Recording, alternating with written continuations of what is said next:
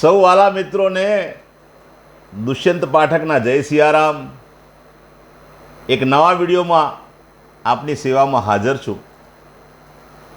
તો આજનો ઉપાય આ વિષયમાં તારીખ છે 5મી જુલાઈ અને શનિવાર. પંચાંગ કહે છે શુક્લ પક્ષ છે, સ્વાતિ નક્ષત્ર છે, સિદ્ધ યોગ છે, તુલા રાશિનો ચંદ્ર છે અને મિથુન રાશિનો સૂર્ય છે. અશુભ સમયની જો વાત કરીએ તો રાહુકાળ વહેલી સવારે 9:10 થી 10:51 સુધી છે અને યમઘંટ બપોરે 2:13 થી 13:55 સુધી છે. બપોરે 2:13 થી 3:55 સુધી યમઘંટ છે. આ બે અશુભ સમય છે, બરાબર સમજી લેજો. આ સમયની અંદર કોઈ શુભ કાર્ય ન થાય, શુભ કાર્ય માટે બહાર ના જવાય. શક્ય હોય તો આ સમયને એવોઇડ કરાય અને કદાચ મજબૂરી વશ જવું પડે તો સાવચેતી રાખવાની. કોઈ સારું કાર્ય, શુભ કાર્ય કરવા માટે શુભ મુહૂર્ત, શુભ ચોઘડિયું લેવું જોઈએ અને એમાં પણ અભિજીત મુહૂર્ત 12:05 થી 12:58 સુધી છે. એ શુભ મુહૂર્ત છે. તો વાલા મિત્રો, આ હતી પંચાંગની રૂપરેખા. હવે આજના ઉપાયમાં,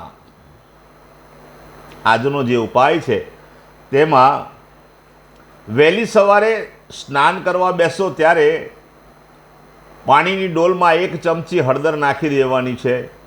હળદરવાળું પાણી કરી દેવાનું છે અને હળદરવાળા પાણીથી જ નહાવાનું છે.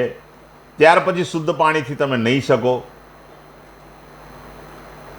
બીજું કાર્ય એ કરવાનું છે કે જ્યારે સ્નાન કરી લો, કપડાં પહેરી લો, ત્યારે તમારા જમણા અને ડાબા પગના અંગૂઠાની નીચે સરસિયાના તેલના તિલક કરવાના છે. આ બીજું કાર્ય. ત્રીજું કાર્ય એ છે કે એક સફેદ કાગળની અંદર 1 રૂપિયાનો સિક્કો, કોઈન મૂકી તેને પડીકી વાળી દેવાની અને એને કમરથી નીચેના ભાગમાં એ સિક્કાને રાખવાનો છે 24 કલાક માટે. બીજા દિવસે વહેલી સવારે પીપળાના ઝાડના મૂળમાં જઈને તે રૂપિયાવાળા સિક્કાવાળી પડીકીને જઈને મૂકી આવવાની છે, કાં તો દેવ મંદિરે. બેમાંથી ગમે ત્યાં મૂકી શકાય. આ ત્રીજું કાર્ય થયું. ચોથું કાર્ય છે સફેદ આંકડાના ફૂલ. સફેદ આંકડાના ફૂલ 54 લેવાના છે. 54 સફેદ આંકડાના ફૂલ લઈ હનુમાનજી મહારાજના મંદિરે જવાનું છે. શક્ય હોય તો સાયંકાળે જશો તો પણ ચાલશે. વહેલી સવારે જશો તોય ચાલશે, પણ સાયંકાળે જશો તો વધારે સારું રહેશે. અને 54 આંકડાના ફૂલ વારાફરતી હનુમાનજી દાદા આગળ મૂકવાના અને 54 વખત એક મંત્ર બોલવાનો છે. ઓમ નમો ભગવતી અંજનીયાય મહાબલાય સ્વાહા. ઓમ નમો ભગવતી અંજનીયાય મહાબલાય સ્વાહા. આ મંત્ર 54 વખત બોલવાનો છે. 54 વખત હનુમાનજી દાદાને સફેદ આંકડાના ફૂલ ચડાવવાના છે. એક સાથે 54 ચડાવી દો અને 54 વખત મંત્ર બોલી જશો તો પણ ચાલશે. ઘરે આવીને પશ્ચિમ દિશા તરફનું મુખ રાખીને એક હનુમાન ચાલીસા અને કાગભૂષણની રામાયણજીનો પાઠ શ્રી હનુમાનજી દાદાને અર્પણ કરવાનો છે. સમયની અનુકૂળતા હોય તો સુંદરકાંડ દાદાને અર્પણ કરવાનો છે. અને રાત્રે સૂતી વખતે યથાશક્તિ ઓમ કૃષ્ણાય વાસુદેવાય હરે પરમાત્મને પ્રણત ક્લેશ નાશાય ગોવિંદાય નમો નમઃ આ મંત્ર યથાશક્તિ જપી જવો. આ હતો રેગ્યુલર બધા માટેનો પ્રયોગ, ઉપાય. જેની જન્મ તારીખ 5મી જુલાઈ 2025ના દિવસે, શનિવારના દિવસે આવી છે, તેવા લોકોએ સવારે ઉઠી અને હળદરવાળા પાણીથી જ સ્નાન કરવાનું છે. સ્નાન કર્યા પછી એક કામ કરવાનું છે. સ્ટીલના વાસણમાં જેટલા રહે તેટલા કાળા અડદ ભરી દેવાના છે.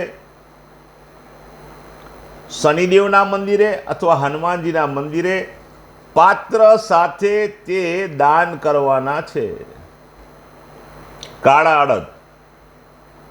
અને કોઈ જરૂરિયાત ગરીબ વ્યક્તિને જો શક્ય હોય તો અત્યારે વરસાદની સિઝન છે, તમે એને છત્રી અપાવશો, કારણ કે છત્રીમાં કાળું વસ્ત્ર પણ હોય છે અને લોખંડનો ભાગ પણ હોય છે. તો છત્રી અપાવશો તો એને વરસાદની સામે સુરક્ષા મળશે અને તમારું દાન થઈ જશે. ત્યાર પછી જે લોકોની મેરેજ એનિવર્સરી છે તેવા લોકોએ વહેલી સવારે સ્નાન કરવાનું અને માતા પિતાને પગે લાગવાનું. અને ત્યાર પછી મહાદેવજીના મંદિરે જવાનું. શુદ્ધ જલ, દૂધની અંદર કાળા તલ ઉમેરી દેવાના છે. સાથે ચંદન લઈ જવાનું છે. ભગવાન શિવને અભિષેક કર્યા પછી ચંદન કરવાનું છે.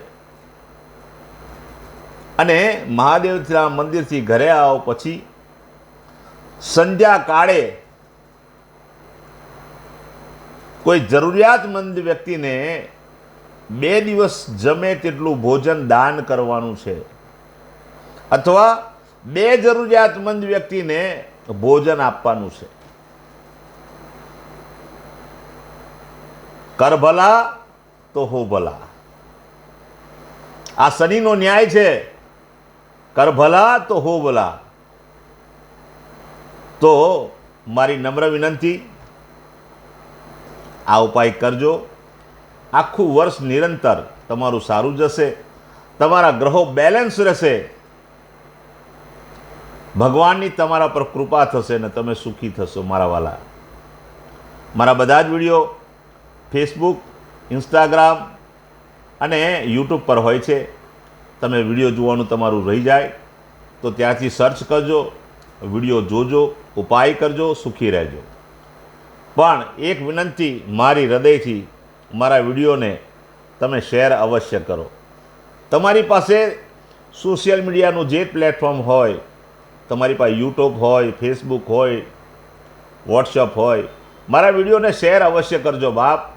કારણ કે જો તમે વિડીયો શેર કરશો ને તો કોઈ જરૂરિયાતમંદ વ્યક્તિ સુધી એ વિડીયો પહોંચી જશે અને મારા કહેવા પ્રમાણે એ ઉપાય કરશે.